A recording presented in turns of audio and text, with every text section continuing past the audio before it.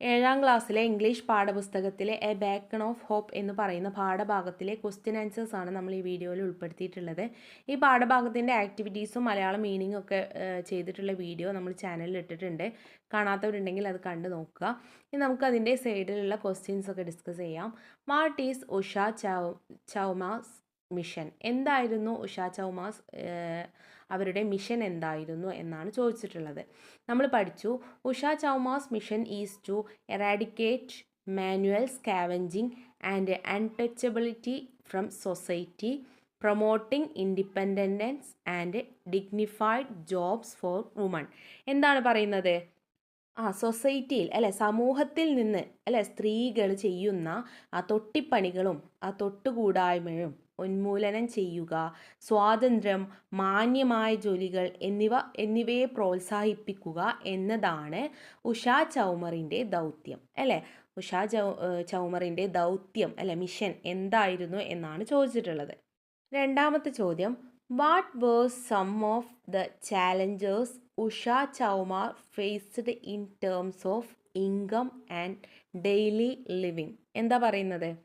അതായത് വരുമാനത്തിൻ്റെയും ദൈനംദിന ജീവിതത്തിൻ്റെയും കാര്യത്തിൽ ഉഷ ചൗമാർ നേരിട്ട ചില വെല്ലുവിളികൾ എന്തൊക്കെയായിരുന്നു എന്നാണ് ചോദിച്ചിട്ടുള്ളത്. Some of the challenges Usha Chaumar faced in terms of income and daily living included earning meagre daily wages of only 10 to 20 rupees, relying on leftover food from the houses where they worked, and lacking the means to buy new clothes. എന്താ പറയുന്നത്? ഉഷ ചൗമർ നേരിട്ട വെല്ലുവിളികളിൽ ചിലതെന്താണ്? 10 മുതൽ 20 രൂപ വരെ തുച്ഛമായ ദിവസക്കൂലിയാണ് അല്ലേ. വരുമാനത്തിലും ദൈനംദിന ജീവിതത്തിലുമാണ് അവർ എന്താണ് വെല്ലുവിളികൾ നേരിട്ടത്.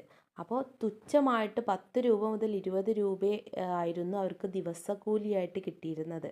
അവർ ജോലി ചെയ്തിരുന്ന വീടുകളിൽ നിന്ന് ബാക്കി വരുന്ന മിച്ചം വരുന്ന ഭക്ഷണത്തെയാണ് അവർ ആശ്രയിച്ചിരുന്നത്. പിന്നെ പുതിയ വസ്ത്രങ്ങൾ വാങ്ങാനുള്ള മാർഗത്തിൻ്റെ അഭാവം അല്ലെ, പുതിയ വസ്ത്രമൊന്നും അവർക്ക് വാങ്ങാൻ സാധിച്ചിരുന്നില്ല. ഇതൊക്കെയാണ് അവർ നേരിട്ടിരുന്ന ചില വെല്ലുവിളികൾ. അടുത്ത ചോദ്യം, how did the situation change when Sulabh international began constructing toilets in the villages? എന്താ പറയുന്നത്? സുലഭ് ഇൻ്റർനാഷണൽ ഗ്രാമങ്ങളിൽ ടോയ്ലറ്റുകൾ നിർമ്മിക്കാൻ തുടങ്ങിയപ്പോൾ സ്ഥിതി എങ്ങനെയാണ് മാറിയത് എന്നാണ് ചോദിക്കുന്നത്. The situation changed when Sulabh International began constructing toilets in the villages because it eliminated the need for manual scavenging, thereby providing a more sanitary environment and enabling women to pursue alternative livelihood. Sulabh international ഗ്രാമങ്ങളിൽ ടോയ്ലറ്റുകൾ നിർമ്മിക്കാൻ തുടങ്ങിയപ്പോൾ എന്താണ് സ്ഥിതി മാറി. കാരണം എന്താണ്? അത് manual സ്കാവെഞ്ചിങ്ങിൻ്റെ ആവശ്യകത ഇല്ലാതാക്കി.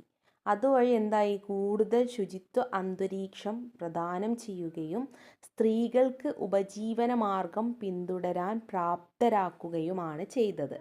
അടുത്ത ചോദ്യം, what is Usha's message to the society? സമൂഹത്തിന് ഉഷക്ക് ഉണ്ടായിരുന്ന സമൂഹത്തിനോടുള്ള മെസ്സേജ്, സന്ദേശം എന്താണ്? Woman are not meant for staying at home. സ്ത്രീകൾ എന്നുള്ളത് വീട്ടിൽ ഒതുങ്ങിക്കൂടേണ്ട ആളുകളല്ല. Cleaning dirt and take care of a children അല്ലേ. വൃത്തിയാക്കിയിട്ടും കുട്ടികളെ നോക്കിയിട്ടും ഒതുങ്ങി വീട്ടിൽ കൂടേണ്ട ആളുകളല്ല. I want every woman to be independent. എനിക്ക് എൻ്റെ ആവശ്യം എല്ലാ സ്ത്രീകളും സ്വതന്ത്രരാകുക എന്നാണ്. ത്രൂ ഡിഗ്നിഫൈഡ് ജോബ്, ഓരോ ജോബുമായി ബന്ധപ്പെട്ടിട്ട്. That is how we will build A better society free of untouchability. അപ്പോൾ നമുക്ക് നമ്മുടെ സമൂഹത്തിന് എന്താക്കാൻ കഴിയും? കൂടുതൽ ഉയരത്തിൽ ബെറ്ററായിട്ട് നമ്മൾ സമൂഹത്തെ വാർത്തെടുക്കാൻ കഴിയും. അങ്ങനെ നമുക്ക് സമൂഹത്തിൽ നിന്നും ഫ്രീ അൺടച്ചബിലിറ്റി അല്ലേ, തൊട്ടുകൂടായ്മയെല്ലാം ഒഴിവാക്കാൻ സാധിക്കും. ഇത്രയുമാണ് ഈ പാഠഭാഗത്തുള്ള ക്വസ്റ്റ്യൻസും അതിൻ്റെ ആൻസേഴ്സും. അപ്പോൾ വീഡിയോ എല്ലാവരും മുഴുവനായിട്ട് കാണുക. ലൈക്കും ഷെയറും കമൻറ്റും സബ്സ്ക്രൈബും ചെയ്യാൻ മറക്കരുത്. അടുത്ത വീഡിയോയുമായിട്ട് കാണാം. All the best.